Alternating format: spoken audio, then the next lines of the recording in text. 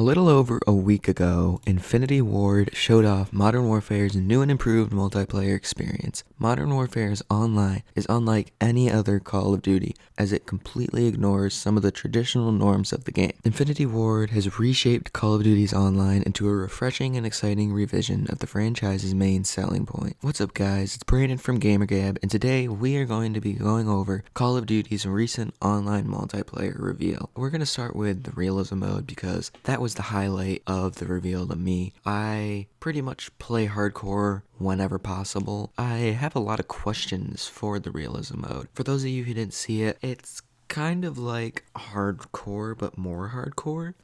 You don't have any HUD. Time to kill is drastically reduced. Headshots are lethal. A lot of the gameplay shown, perhaps all of it, was on a map where it was nighttime. You had to use the night vision goggles in parts of the map to see, and the interesting thing was that you couldn't aim with your scope in most instances in this game mode. There are some scopes that you can use, but for most scopes you have to use the laser sight when you aim, and it kind of adds more of a thought process to your combat, because if you aim with a laser sight, people are going to be able to easily locate you. So it's kind of cool that the game mode's making you think more. I think it makes you think a little bit more than hardcore did, because hardcore, the mechanics were all the same. Everything you did was the same. Really, the only difference was you had to be a little bit more aware and you killed people faster. Whereas this seems to encourage, thinking more about what you're doing, strategizing a bit even. Some of the people who played the mode said that they really had to focus on better teamwork if they wanted to succeed in this mode. I'm really looking forward to seeing how this mode works out. I see myself spending a lot of time in this mode, but like I said, I do have questions like, is this game mode only going to be a nighttime mode? I think it would kind of stink if you could only play this at night, because if you could only play it at night, it doesn't really add that much variation. It'd be cool if other maps had different things that you had to worry about than putting on night goggles, because it'll add more detail to your fighting as a whole. My next question would be, how many modes are there? With the addition of different sizes of players and maps, I'm wondering if we'll be able to play 20v20 realism, or if they add 32v32, will we be able to play that in the realism mode? One thing I know for sure is that if they have 20v20 domination realism mode, I would be so happy. It would probably be the best game mode in the game. One thing that I also wanted to point out was that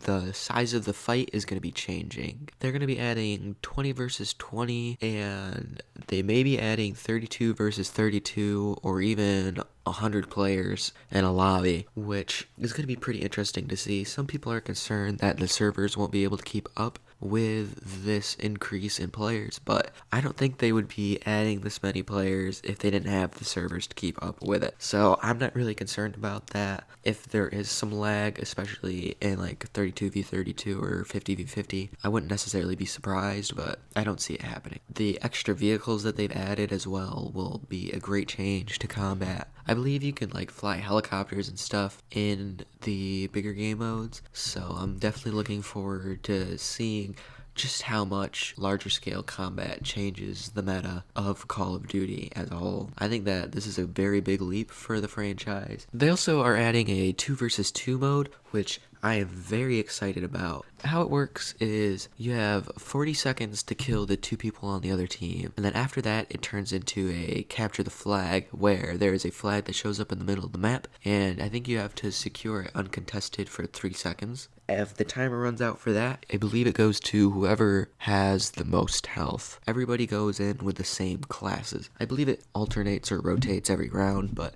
you don't get to choose your classes for this game mode. I'm very excited for this. However, I would like to see a 3v3 mode. I would just love to see 3v3 added because of the nostalgia and remembering just how much fun I had on it with Modern Warfare 3. They've also made many changes to the create a class system, which I'm very excited for as well. You can now have 5 gun attachments per gun without perks and on your secondary. I've always loved being able to mess around with my guns and find out how to make them work the best and look the coolest, so I'm really looking forward to having all of these attachments. But it doesn't even stop there. There's about 10 or so different types of attachments you can have, and some of these attachment types have about a dozen options, and there's no limitations. So I could run around with an ACOG scope on my shotgun. Am I gonna do it? Absolutely. Is it gonna work? We'll find out. But they've also gotten rid of the limit to the items you can have.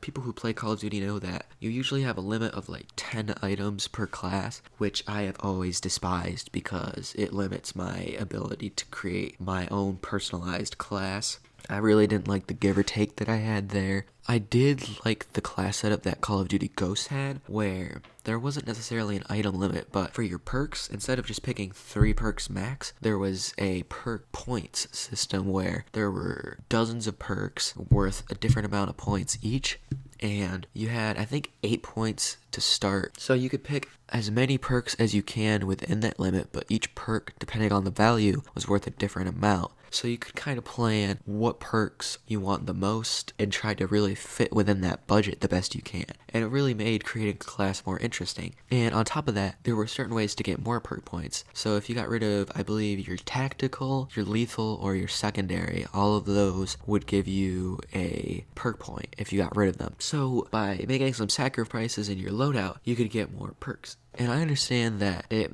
might seem hypocritical to hate on the item limit system in Black Ops and other games, but praise the one that Ghost had because they both had the give and take. But I prefer the way it was in COD Ghosts because you could decide how much of a limit you want on your perks or the rest of your loadout, whereas Black Ops and other games, their loadout system was you can only have 10 things in your loadout. But this is a very simple setup that we have in Modern Warfare. There is no give or take, which some people like. I do like it. If I were to choose between COD Ghosts and Modern Warfare, I don't know what I would go with. Both are fine with me. There are also new mechanics being added, such as doors. Yeah, they really hyped up the addition of the ability to interact with doors in the reveal. The other things that they've added is the return of leaning.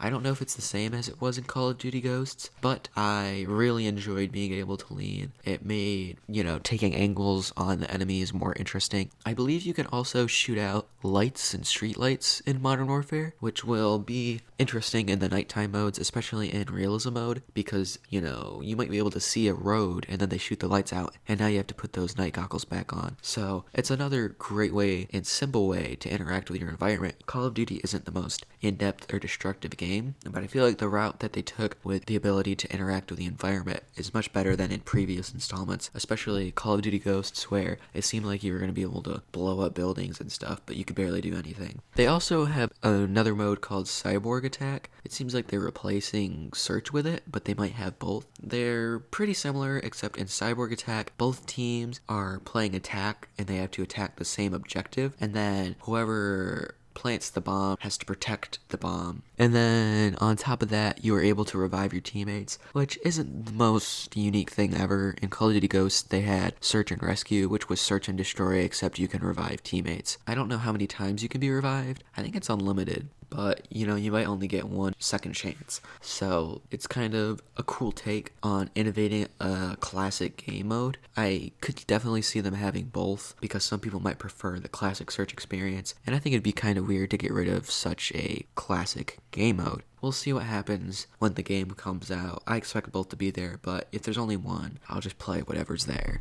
I also want to talk a little bit about beyond multiplayer. It appears that there will not be zombies or extinction in this game, which makes sense because why would they have either of those when they're trying to go for a much more realistic experience? They are supposed to have a co-op mode though that reportedly stems from the campaign. I'm wondering if it'll be like similar to Spec Ops or if it'll just really be a second co-op campaign. I miss Spec Ops. I think they should have never gotten rid of it, but they did, and if they bring it back, I'll forgive them. I'm also doubtful that they would bring back survival from Modern Warfare 3, just because that game mode never really seemed to make a comeback, although it was kind of in Ghosts as a multiplayer game mode. I think it was called Safeguard, and it was kind of an Advanced Warfare, so I guess it could kind of make a comeback in this game. I don't think it will, though. There also is no paid DLC in this game. It's going to be nice to not have to pay for the game twice to get all of the content. There will still be paid packs and bundles. They have a weird bundle that they announced that comes with like 3 skin packs and night vision goggles.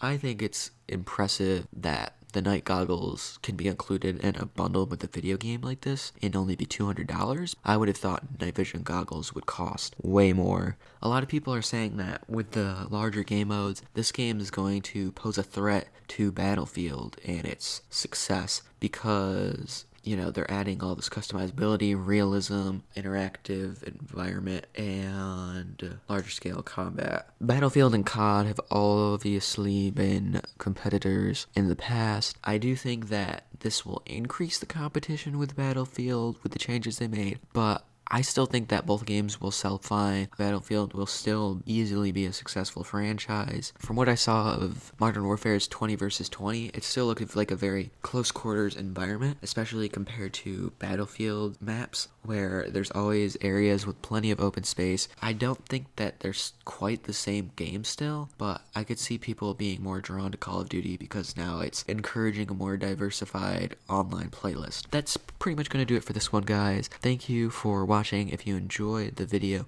leave a like down below. If you want to see more, subscribe. And until next time, peace from Gamer Gab.